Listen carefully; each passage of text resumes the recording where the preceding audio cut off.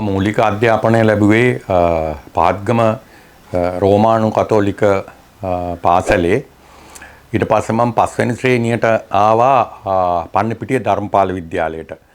පන්නිපිටිය ධර්මපාල විද්‍යාලයේ මම උසස් අධ්‍යාපනය වෙනකන් හැදෑරුවා. ඒ හදාරමින් ඉන්න අතරතුරේ මට මුලින්ම මේ කලා ශාස්ත්‍රයට එන්න අවස්ථාවක් ලැබුණා. ඒ අවස්ථාව ලැබුණේ වේදිකා නාට්‍යයක රංගපාන්න. වෑග කුසුම් චන්ද්‍ර කියලා ප්‍රසිද්ධ වේදිකා නාට්‍ය නිෂ්පාදකයෙක් සහ චිත්‍රපටි අධ්‍යක්ෂකවරයෙක් හිටියා. ඔහුගේ ගම තිබුණේ කොස්ගම. එතකොට අපේ ගම, මගේ තාත්තගේ ගම ඊට මෙහා බොරළුගොඩ. මගේ තාත්තව අඳුරනවා මේ වෑග කුසුම් චන්ද්‍ර. මොකද මගේ තාත්තා වැඩ කරේ ලේක් හවුස් එකේ දිනමන පුවත්පතේ, ජනතා පුවත්පතේ ප්‍රධාන කර්තෘත් වෙලා හිටියා. ඒ වගේම කලා පිටුව කරුවේ තාත්තා. ඉතින් මේ හුඟක් කලාකරුවෝන් තාත්තා ගාවට එනවා එක එක නිවුස් දාගන්න. ඒ වගේම නාට්‍යවල, චිත්‍රපටිවල එහෙම විවේචන ලියන්න එනවා මේ තාත්තා ළඟට. එතකොට මේ වෑග කුසුම් චන්ද්‍ර මහත්මයාත් ආවා තාත්තව මුණ ගැහෙන්න එක දවසක් අපේ ගෙදර. ඒ ඔහුගේ අලුත් නාට්‍ය ගැන තාත්තට කියලා පත්‍රය දාගන්න. ඒ නාට්‍යයේ නම සිරිපාල සහ ලයනල්. මේ නාට්‍යයේ මට රංගපාන්න අවස්ථාවක් ලැබුණා. ඊට පසුව මම රංගපෑවා තවත් වේදිකා නාට්‍ය දෙකක. කීර්ති ගාමිණී නිෂ්පාදනය කරපු ආදිපාද කියන නාට්‍යයේත්, ඒ වගේම නාලක පියතිලක විසින් නිෂ්පාදනය කරපු තව නාට්‍යයකත් මම රංගපෑවා.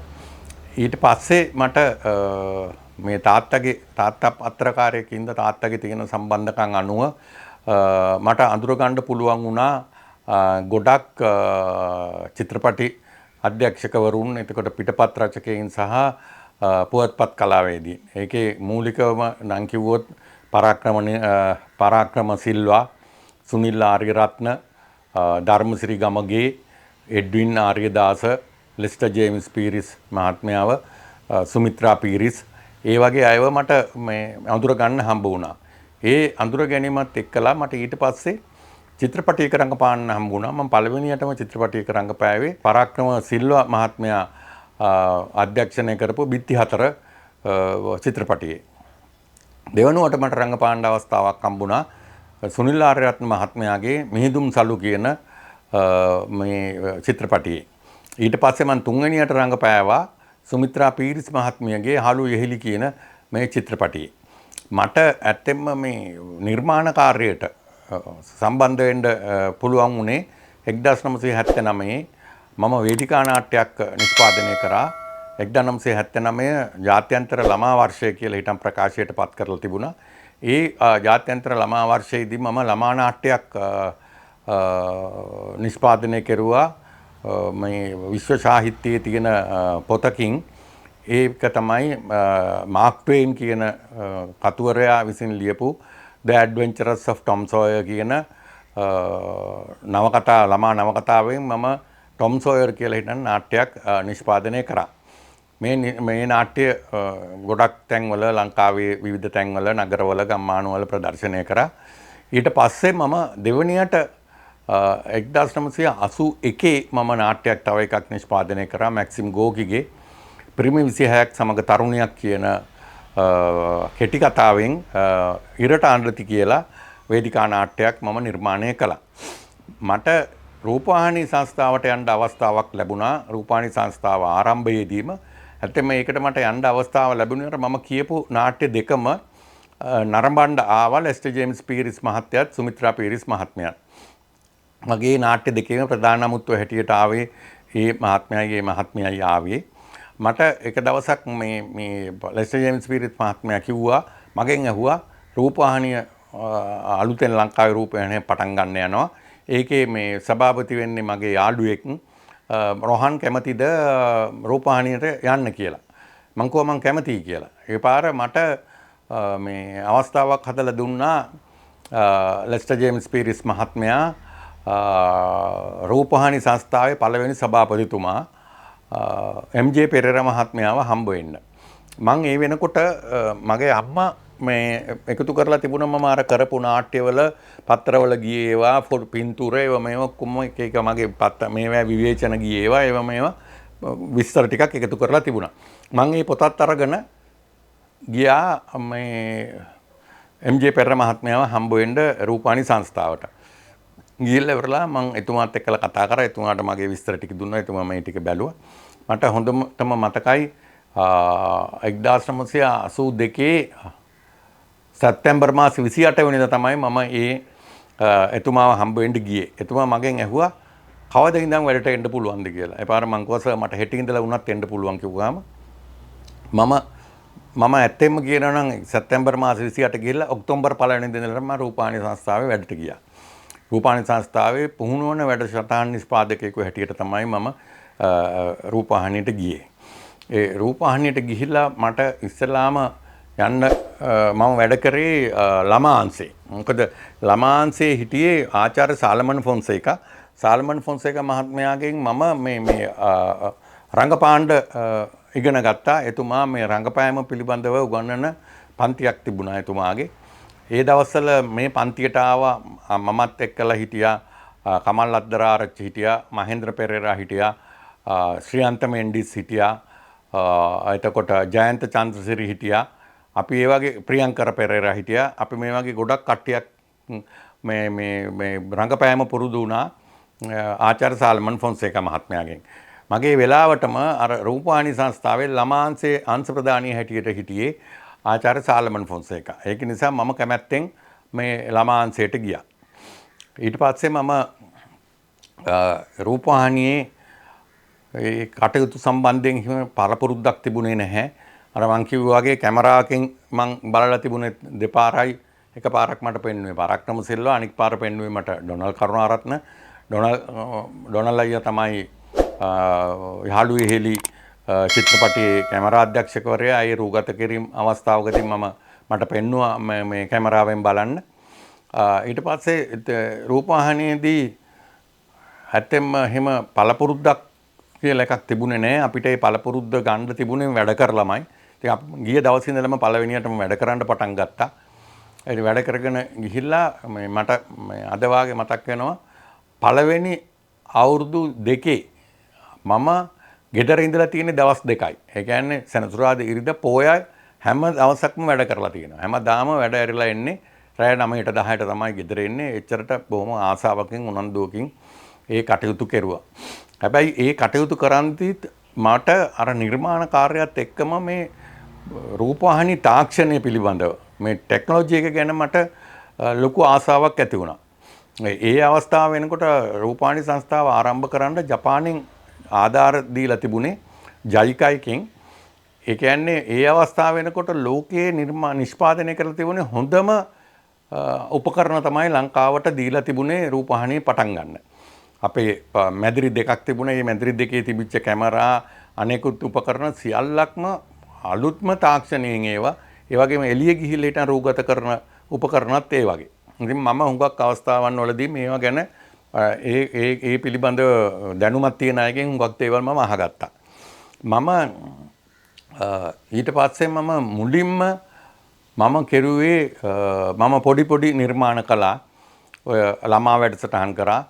මගෙත් එක්කලා මුල ඉඳලම වැඩ කරුවා මේ ජැක්සන් ඇන්තනි, ජැක්සන්ගේ අයියා සේනක ටයිටස්, ඒකට ජයන්ත චන්සිරි.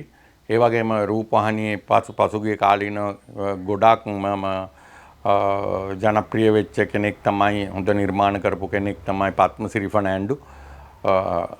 ඊට පස්සේ මමත් එක්කලා වැඩ කරා අතුල රණසිරිලාල්. රූපවාහිනියට ඇතුල් වෙච්ච ගමම්ම මට ඇත්තම මේ වැඩසටහන් කරන්න සිද්ධ වුණා. මොකද එච්චරට වැඩසටහන් නිෂ්පාදකයන් අඩුයි. බොහොම පොඩි ප්‍රමාණයක් හිටියේ. මට පුළුවන් හැටියට අපි වැඩ කරන්න පටන් ගත්තා. ඇත්තෙන්ම කියනවා නම් මේ කැමරා ශිල්පීන් හැටියට හිටපු ප්‍රවීණයන් හැටියට හිටපු MD මහින්දපාල, චන්ද්‍රලාල් මනමේන්ද්‍ර, එතකොට ඒ වගේ අයත් එක්කලා අපි ටිකෙන් ටික ඉගෙන ගත්තා. ඒ වගේම රූපවාහිනියේ මැදිරිවල ස්ටුඩියෝස් වල වැඩ කරන්න ඒ වෙලාවේ මේ ප්‍රවීණයන් හැටියට හිටියේ සෙන් රජ්ජයවර්ධන හිටියා. කියන්නේ මහේල ජයවර්ධනගේ තාත්තා රොහන් පෙරරා කියලා කෙනෙක් හිටියා. මැක්සි විජේතිලක කියලා හිටියා. මෙන්න මේ අයත් එක්කලා අපි වැඩ කරමින් මේ පිළිබඳව අධ්‍යයනයක් කරා. අධ්‍යයනය කරලා ඉතින් වැඩසටහන් කරන්න පටන් ගත්තා. මට පොඩි තවත් මේ අවස්ථාවක් හම්බුණා.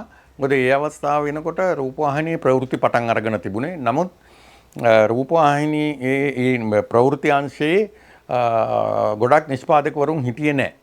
ඒකට ඒක නිසා සමහරක් අවස්ථාවන් වලදී මම නිවුස් වලටත් යනවා. මගේ ජීවිතේට අමතක නොවන සිද්ධියක් වුණා. ඔහොම තියෙනකොට යුනිසෙෆ් එකෙන් ලංකාවට අවිල්ලා ලංකාවේ කරා ළමා පොත් ලියන මන වැඩමුළුවක් කරා. මොකද මම ළමාංශයේ හින්දා මට ඒකට යන්න පුළුවන් වුණා. මේ ඒක තිබුණේ මේ වැඩමුළුව තිබුණේ ඔතන අර්ලියගහ මන්දිරයට එහා පැත්තේ තිබුණා මේ ලයන්ස් ක්ලබ් එකේ හෝල් එකක්. ඒ හෝල් එකේ තමයි තිබුණේ. මේක දවස් 5ක් තිබුණා. මේ දවස් 5 ඉවර වෙලා මේකේ මේ සහතික පත්‍ර ප්‍රදානය කරන උත්සවය තිබුණා. මේ සහතික පත්‍ර ප්‍රදානය කරන උත්සවයේ ප්‍රධාන අමුත්තා හැටියට ආවේ ඒ වෙලාවේ අගමැති හැටියට හිටපු ආර් ප්‍රේමදාස මහත්මයා. එතකොට මේකට අපේ ප්‍රවෘත්ති අංශයෙන් ආවරණයක් කියලා තිබුණා. ඒකට ආවරණයකට යන්න තිබුණා. මට අපේ ප්‍රවෘත්ති අධ්‍යක්ෂක මහත්මයා කිව්වා රොහන් ඔයා මේකට සම්බන්ධ වෙලා ඉන්න කෙනෙක් හැටියට ඔයාම ගිහිල්ලා ඊටම මේ නිවුස් එක කරගෙන එන්න කියලා. හැබැයි කොහොම හරි අර උත්සවයට යන්න ඉස්සර වෙලා මේ යන්න පරක් වුණා. අපි පිටත් වෙන්න පරක් වුණා. පරක් වුණාම ගිහින් බලනකොට මේ උත්සවයේ පටන් අරගෙන මේ සහතික පත්‍ර බෙදා දෙන්න පටන් අරගෙන. ඒ අවස්ථාව වෙනකොට සහතික පත්‍ර 5ක් 6ක් අගමැතිතුමා අතින් දීලා. අගමැතිතුමා දැක්කා මේ රූපවාහිනී කණ්ඩායම වෙනවා මේ ලයිට් පත්තු කරනවා ඒ වෙච්චකම අගමැතිතුමා කිව්වා අපි දැන් මේක මෙහෙමම නවත්තනවා. මේ රූපවාහිනී මහත්තුරුන්ට මේ එන්න පරක්කු වෙලා තියෙනවා. එහෙම අතුරු පරක්කු වෙනවා කියලා මට කිව්වා. ඒක නිසා අපි ආපහු දෙන්න අර සහතික ටික අපි ආපහු මේ උත්සවයේ මුලින් ඉඳලා කරනවා කියලා. එතුමා ආපහු මේක මුලින් ඉඳන් කරුවා. මට එදා දවසේ හිතුණා ඇයි මේක කරේ කියලා මට ඒ උනාට තේරුණේ නැහැ. පසු කාලීනව මට හිතුණා එතුමා ඒක කෙරුවේ රූපවාහිනී ප්‍රචාරය කිරීමෙන් දේශපාලනඥයෙක් හැටියට එතුමාට කොච්චර ප්‍රචාරයක් ලැබෙනවද කියන එක නිසා වෙන්නේ නැති කියන එක මට ඒක හිතුණා. ඊට පස්සේ මම මේ විදිහට වැඩ කරගෙන එනකම අපේ එතකොට ළමාංශයේ හිටියා සිසිර කොතලාවල හිටියා සරත් චන්ද්‍රතිලක හිටියා ශ්‍රීමතී ලියනගේ හිටියා ලලිතා සිරිබද්දන හිටියා. ඒ වගේ නිෂ්පාදක මඩුල්ලක් හිටියා. මේ විදිහට මම වැඩ කරගෙන යනකොට මට සේනක ටයිටස් මහත්මයා ඒ කියන්නේ ජැක්සන් ඇන්ටනිගේ අයියා එතකොටත් මේ සේනක පත්‍රවලට එහෙමත් ලියනවා. සේනක ඔය පොඩි පත්‍රයක සතියකට සැරයක් පිට වෙන පත්‍රයක කතුරුවරයෙක් වශයෙන් උත් වැඩ කළා මල්ටිෆ්ලෙක්ස් එකේ. මට මේ පිටපතක් ගෙනහලා දුන්නා ටෙලි නාට්‍යයක් කරමුයි කියලා. පස්සේ මම මේ පිටපත බැලුවා. බලලා හිටන් මගේ අංශ ප්‍රධානී හැටියට මේ ආචාර්ය සාලමන් ෆොන්සේකා මහත්මයාට දුන්නා. මේක හොඳ මේව එකක් කියලා මේක කරමු කියලා කිව්වා. මේකේ කතාව තමයි අර පැරණි රජ කතාවක් රජ කාලේ කතාවක් තියෙන සීතාම්බර පට කියලා.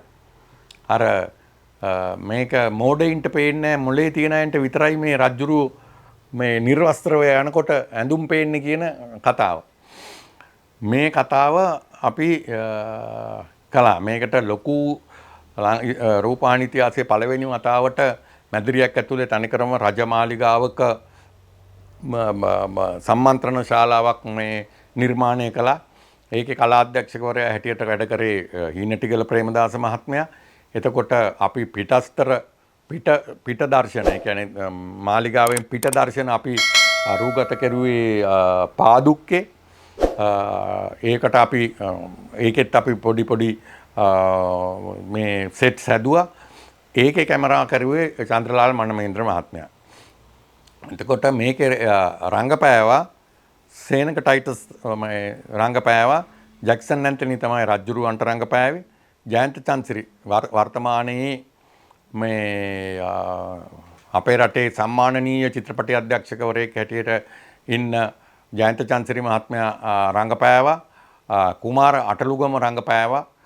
ඒ වගේම මේ ටෙලිනාට්‍යයේ සංගීත අධ්‍යක්ෂකවරයා හැටියට කටයුතු කරේ ලක්ෂ්මන් විජේසේකර මහත්මයා. ලක්ෂ්මන් විජේසේකර මහත්මයාගේ පළවෙනි සංගීත අධ්‍යක්ෂණය තමයි මේ ටෙලිනාට්‍යය කරේ. මේ ටෙලිනාට්‍යයේ නම රජ්ජුරුවෝ උඩයි උඩයි. ඒතර මේ ටෙලිනාට්‍යය විකාශනය වෙලා උනාට පස්සේ ඒ අවුරුද්දේ ලංකාවේ සම්මාන උළෙලක් පැවතුණා. ඒ සම්මාන උළෙලක් කලිනුත් පැවතීගෙන ආවා. ජාතික තරුණ සේවා සභාව විසින් මෙහෙවන යොවුන් සම්මාන උළෙල. මේ සම්මාන උළෙලට මම මේ ටෙලිනාට්‍යය ඉදිරිපත් කෙරුවා. ඉදිරිපත් කරපුවාම ලංකා ඉතිහාසයේ පළවෙනියටම රූපවාහිනී මාධ්‍යයට පිරිනමපු සම්මානය, හොඳම අධ්‍යක්ෂණයට හිමි සම්මානය මට මේ රජ්ජුරුවෝ උඩයි උඩයි කියන ඒකාංගික ටෙලිනාට්‍යයට ලැබුණා. ඒ සම්මානය. මේ සම්මානය ලබා ගත්තේ මම බණ්ඩාරනායක සම්මන්ත්‍රණ ශාලාවේ. මට මේකෙදිත් අමතක නොවන සිද්ධියක් තියෙනවා. ඒ මොකද මම මේ සම්මානය ගන්න දවස් දෙකකට ඉස්සෙල්ලා තමයි මම විවාහ වුණේ. ඒකට මම විවාහ වෙලා මගේ මදු සමය ගත කරමින් ඉන්නකොට, ඒ කියන්නේ මගේ හනිමූන් එකේ ඉන්නකොට තමයි මේ සම්මානය ලැබුණයි කියලා ඉවරලා මට ලැබෙන්න යනවා කියන එක මට දැනගන්න ලැබුණේ. එතකොට මමයි මගේ බිරිඳ අනෝමයි අපි දෙන්නම එක්කලා තමයි මේ බණ්ඩාරනායක සම්මන්ත්‍රණ ශාලාවට ගිහිල්ලා මේ සම්මානය අරගෙන නැවත වරක් අපි මදු සමය ගත කරන්න අර හෝටලයට ගියා. ඒක තමයි මගේ ජීවිතයේ අමතක නොවෙනම අවස්ථාවක් ඒක. ඊට පස්සේ මම රූපවාහිනියේ 84 දීත් මට යෞවන සම්මානය හම්බ වුණා. ඒකේ මේ බෙත්ලෙහෙම් ගීතය කියලා ඒකාංගික ටෙලිනාට්‍යයක්. ඒක නත්තල් උත්සවයට කරපු එකක්. ඒකෙත් ප්‍රධාන චරිතය කළේ ජැක්සන් ඇන්තනි. ඒකේ හිටියා සොමි රත්නායක, සේනක ටයිටස් හිටියා. එතකොට ඒකෙත් ප්‍රසිද්ධ නළු නිළියෝ ගොඩක් හිටියා. ඒකටත් මට ඒ සම්මානය හම්බුණා. ඊට පස්සේ අවුරුද්දේ මම ආපහු නත්තල් උත්සවයට ඒකාංගික ටෙලිනාට්‍යයක් කරා. අශීෂේ ප්‍රැන්සිස් කියලා. ඒකේ රංගපෑවේ ශිල්පීන් 3 දෙනා හිටියේ. කමල් ලද්දරආරච්චි, ශ්‍රියන්ත මෙන්ඩිස්, ලිනාඩි සිල්වා. මේ 3 දෙනා තමයි රංගපෑවේ. ඒකට මට OCIC එකෙන් පිරිනමන උණ්ඩා සම්මානය මට ලැබුණා. ඊට පස්සේ 85 වර්ෂයේත් මට ආපහු ඒ සම්මානයම හම්බ වුණා. මා විසින් අධ්‍යක්ෂණය කරපු ඒකාංගික ටෙලිනාට්‍යයකට. ඊට පස්සේ මම මගේ පළමුවෙනි ප්‍රසංගික ටෙලිනාට්‍යය, මගේ ප්‍රසංගික ටෙලිනාට්‍යයේ පළවෙනි ටෙලිනාට්‍යයේ කොටස් 4යි තිබුණේ. ඒ ටෙලිනාට්‍යයේ පිටපත ලිව්වේ මගේ තාත්තා. මගේ තාත්තා විසින් ඒක ලියපු ඒකාංගික මේ ප්‍රසංගික ටෙලිනාට්‍යයේ කොටස් 4යි තිබුණේ. මේකේ රංගපෑවේ Menike Attanayake, Jackson Anthony, Miyuri Samarasinghe, Mercy Edirisinghe, එතකොට ධර්මදාස කුරුප්පු, ජෝර්ජ් සේනානායක, ඒ වගේ කට්ටියක් රංගපෑවා. මේකේ කැමරාකරණය කෙරුවේ ආයුෂ්මන්ත හෙට්ටිආරච්චි. මම දන්න විදිහට ආයුෂ්මන්ත හෙට්ටිආරච්චිගේ පළවෙනි ප්‍රසංගික ටෙලිනාට්‍යය. ඊට පස්සේ මම ප්‍රසංගික ටෙලිනාට්‍ය දෙකක් කෙරුවා. එකක නම කළු හෙවණැලි, අනිත් එක හිම කැට කියලා. ඒවයි කොටස් 10ක් 15ක් විතර තිබිච්ච ඒවා. ඊට පස්සේ තමයි මම සුසීමා කියන ඒකාංගික මේ ප්‍රසංගික ටෙලිනාට්‍ය කෙරුවේ. මොකද අපිට මේ රූපවාහිනියේ වැඩ කරනකොට එළියේ වැඩ කරන්න බෑ. අපිට රූපවාහිනියේ සංස්ථාවට නාට්‍යයක් කරනවා මිසක එළියේ නාට්‍යයක් කරන්න බෑ. හැබැයි මම සුසීමා මේ නාට්‍ය කරන්න මම ලෑස්ති වුණා. ඇත්තම සුසීමා නාට්‍ය කරන්න මම හිතුවේ ඉස්සෙල්ලා මම මම දැන් රූපවාහිනියේ වැඩ ඇරිලා එනකොට හර්බර්ට් රංජිස් පීරිස් කියන මහත්මයා අපේ රටේ ප්‍රසිද්ධ චිත්‍රපටි අධ්‍යක්ෂකවරයෙක්. එතුමා හිටියේ හයිලවල් පාර අයිනේ මහරගම හන්දිකට පොඩ්ඩක් ඉස්සර වෙලා. මේ වත්තකේතර හන්දිය පහුවෙලා. මොකද හර්බර්ට් රංජිත් පීරිස් මහත්මයාත් එක්කලා මම ඒ දවස්වල ඇවිදිලා හිටන් වැඩ ඇරිලා ඇවිදිලා ගෙදර ඉඳන් කතා කර කර ඉන්නවා. එයා ආයි වෙනකොට හොඳ චිත්‍රපටි දෙක තුනක් කරලා තිබුණා. මම කතා කරා අපි මේ සුසීමා චිත්‍ර කතාවෙන් ෆිල්ම් එකක් කරමු කියලා. ඒ වෙනකොටත් මට රංගපෑමේ ආසාව තිබිච්ච හින්දා ඇත්තම මම රංජිත් ඈත් එක්කලා කතා කරගෙන තිබුණේ චරිතයක් රංගපාන්න. ඒකේ රංග සහ අසේල කියන චරිත දෙකක් තියෙනවා. ඒ චරිත දෙකෙන් එකක් රංගපාන්න තමයි මම බලාපොරොත්තු වෙන්නේ. නමුත් ඇත්තම අපිට ඒක කරගන්න බැරි වුණා. නිෂ්පාදකවරයෙක් හම්බුනේ නැහැ. ඒක නිසා මගේ අර හිතේ තිබුණා සුසීම ගැන. ඒක නිසා තමයි මම ජනක රත්නායකත් එක්කලා කතා කරලා මේ සුසීමා ටෙලිනාට්‍ය කරන්න පටන් ගත්තේ. මේකෙදි මේ නාට්‍යයේ ප්‍රධාන චරිතය කෙරුවේ ජැක්සන් ඇන්ටනි, පාල්ච සිල්වා, මැණික් කුළුකුළු සූරිය.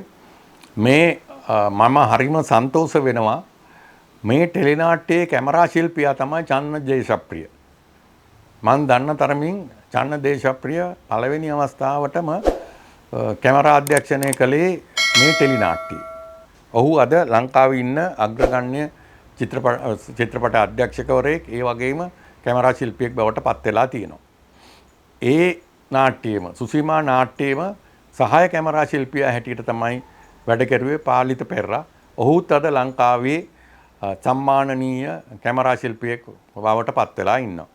ඒ වගේම සුසීමා නාට්‍යයේ සහාය අධ්‍යක්ෂකවරයා හැටියට කටයුතු කරපු සමන් කුමාර ලියනගේ අද දවස වෙනකොට ලංකාවේ සම්මානනීය ටෙලිනාට්‍ය අධ්‍යක්ෂකවරයෙක් බවට පත් වෙලා ඉන්නවා.